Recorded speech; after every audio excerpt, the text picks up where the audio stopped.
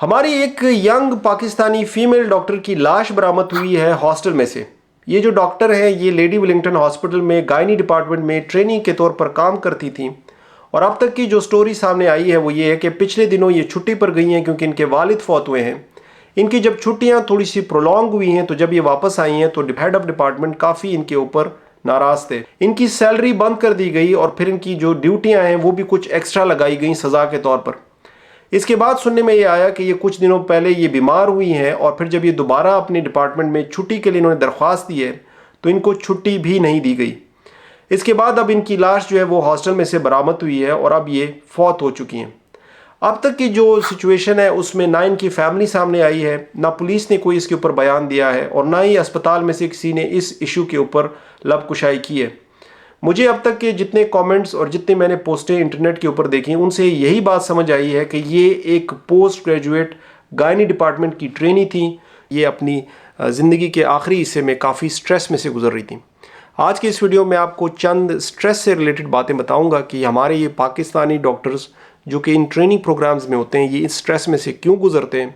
और हमारे मुल्क में इस स्ट्रेस की प्रिवेंशन के लिए और इसके तदारुक के लिए क्या निज़ाम मौजूद है। देखें, सबसे पहले तो आपको ये बात समझना बहुत ज़्यादा ज़रूरी है कि दुनिया में कहीं पर भी अगर कोई पोस्ट ग्रेजुएट ट्रेनिंग हो रही है तो वो मेडिकल करियर का या एक डॉक्टर की ज़िंदगी का सबसे मुश्किल फ़ेज़ होता है।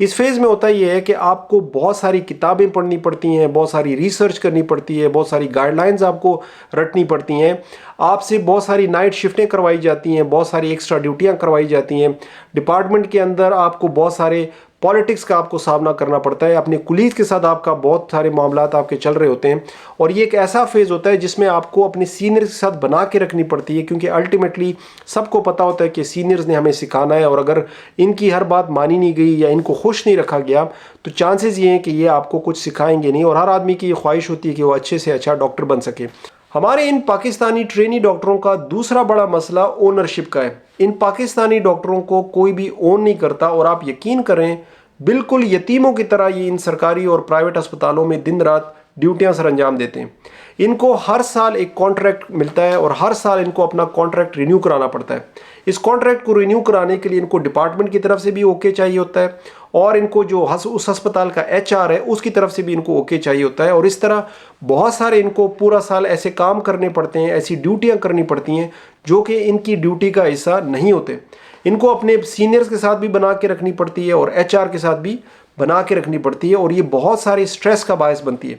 इसके साथ साथ जो हमारा कॉलेज है वो अपने ट्रेनी को ये बावर नहीं कराता या उनके साथ कांटेक्ट में नहीं रहता कि जनाब आपकी ट्रेनिंग कहाँ तक पहुंची, आपको डिपार्टमेंट के अंदर कोई मसला तो नहीं है, तो कोई फीलिंग इनको नहीं आती कि इनको कोई ओन भी करता है और इस तरह इनकी एक बहुत ही एक कॉम्प्रोमाइज्ड और एक स्ट्रेसफुल फेज़ होता है, ख़ास तौर पर साल के एंड पर जब इनको कॉन्ट्रैक्ट रिन्यू होना होता है। अब बात कर लेते हैं हमारे तीसरे बड़े मसले की जो कि बहुत सारा स्ट्रेस लेकर आता है और ये बहुत कॉमन है ख़ास तौर पर जो सरकारी अस्पताल है उनके अंदर। देखें, जितने भी हमारे सरकारी अस्पताल हैं इनमें जो हमारे सीनियर डॉक्टर्स काम करते हैं ये सारे के सारे शाम को प्राइवेट क्लिनिक पे चलाते हैं। इन डॉक्टरों का सबसे बड़ा मसला ये है कि ये जूं जूं सीनियर होते जाते हैं इनका जो क्लिनिक है वो मशहूर होता जाता है और इनका सारा फोकस अपने क्लिनिक के ऊपर होता है। अब इस क्लिनिक के ऊपर फोकस होने की वजह से ये बहुत ज़्यादा वहाँ पर मसरूफ़ होते हैं, ये अपनी एनर्जी बचा कर रखते हैं ताकि शाम को क्लिनिक पर अच्छा परफॉर्म कर सकें, लेकिन साथ में अपने इस सरकारी डिपार्टमेंट को चलाने के लिए अपना वहाँ पर एक ख़ास किस्म का एक रोब बना कर रखते हैं। ये करते क्या है कि ये महीने में या हफ्ते में एक दो दफ़ा अचानक से आकर किसी एक बेड पर आकर खड़े हो जाएंगे और उस बेड पर लोगों को आकर सबको इकट्ठा करके उस पर आकर डिस्कशन स्टार्ट कर देंगे और ऐसा प्रिटेंड करना शुरू हो जाएंगे कि मैं बहुत ज़्यादा इस मरीज़ के साथ बहुत ज़्यादा सिंसियर हूँ और फिर सबको डांटना शुरू कर देंगे, गालियाँ देना शुरू कर देंगे, फाइलें फेंकना शुरू कर देंगे और बहुत सारा स्ट्रेस लेकर आते हैं उन तमाम ट्रेनीज़ के लिए। और इन प्रोफेसर्स को और इन बड़ों को, हेड ऑफ डिपार्टमेंट्स को या SRs को, इन सब को मालूम होता है कि ये जो ट्रेनीज़ हैं इनके कॉन्ट्रैक्ट को रिन्यू करना भी हमारे हाथ में, इनको प्रोटेक्ट करने के लिए इनका कॉलेज भी इनके लिए खड़ा नहीं होता, तो इसलिए हम आराम से इनको जितना रंगड़ेंगे और जितना इनको ग़ुलामों की तरह हम डील करेंगे ये आगे से हमारे सामने चूं चां नहीं कर सकते। और ये जब एक दफ़ा एक कैंडिडेट को या किसी ट्रेनी को एक दफ़ा ये लोग फोकस कर लें तो फिर उसकी लंबे अरसे तक बहुत सारी बुलिंग चलती है। ये कभी भी इनका जो एटीट्यूड होता है वो एक ट्रेनी के साथ सपोर्टिव नहीं होता, ना ही उनको इनकरेज करते हैं, ना ही उनको मसले को समझने की कोशिश करते हैं। अगर कोई एक शख्स थोड़ा सा भी हाईलाइट हो जाए तो उसको एंड तक रगड़ते रहते हैं और बहुत ही इनका एक इनसेंसिटिव एटीट्यूड होता है। और मेरा अपना ये ख्याल है कि ये जो हमारी बहन हॉस्टल में से मुर्दा हालत में मिली हैं, इनके इस केस में भी इनके डिपार्टमेंट के जो ये बड़े हैं इन्होंने ज़रूर रोल प्ले किया होगा। और अल्टीमेटली वही बड़ा मसला है हमारा कि हमारा कॉलेज हमें ओन नहीं करता।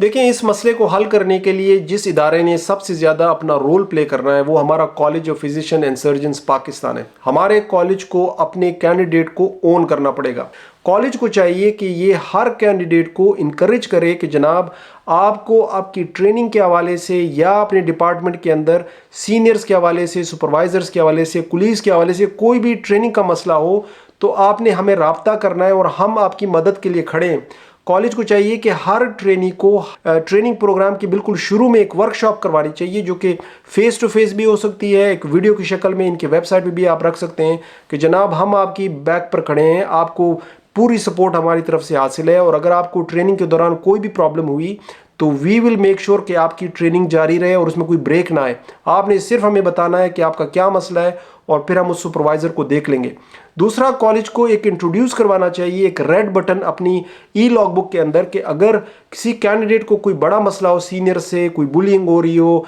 कोई डिपार्टमेंट में कोई बहुत ज़्यादा रफ एटीट्यूड इनके साथ, he just has to click that red button और उस पर कॉलेज इमीडिएटली रिएक्ट करे और क्वेश्चन करे अपने सुपरवाइज़र को कि जनाब आपका ये जो कैंडिडेट है ये क्यों आपके खिलाफ इतने कंप्लेंट्स आ रहे हैं। और जब एक सुपरवाइज़र के खिलाफ बहुत सारी कंप्लेंट्स जमा हो जाएं तो उस सुपरवाइज़र को आपको डी रिकॉग्नाइज भी करना चाहिए और उनकी जो सुपरवाइज़र्स की जो डी रिकॉग्नाइज हो उनके थोबड़ों की पिक्चर जो है सीपीएसपी को चाहिए अपनी वेबसाइट की फ्रंट पेज पे लगाए कि जनाब अगर तुम अपने ट्रेनिंग के साथ ज्यादती करोगे या अपनी ट्रेनिंग में अच्छी क्वालिटी ट्रेनिंग प्रोवाइड नहीं करोगे तो हम आपको डी रिकॉग्नाइज भी करेंगे और आपको एक्सपोज भी करेंगे ताकि बाकी लोगों को इससे इबरत हासिल हो। देखिए, हमारा कॉलेज हमें ट्रेनिंग के दौरान बहुत सारी फजूल सी वर्कशॉप्स करवाते हैं, जिस तरह वो एक 2 दिन की कंप्यूटर की वर्कशॉप है, कोई यहाँ पर रिसर्च की एक फजूल सी वर्कशॉप होती है। इन वर्कशॉप्स में हम सिर्फ बिरयानियाँ और रायते खाने चले जाते हैं, उनका कोई ज़्यादा फ़ायदा हमारे लिए नहीं होता। इनकी जगह पर इनको चाहिए कि ये हमें कोई मेंटल हेल्थ के हवाले से वर्कशॉप्स करवाएं, स्ट्रेस मैनेजमेंट के हवाले से वर्कशॉप्स करवाएं,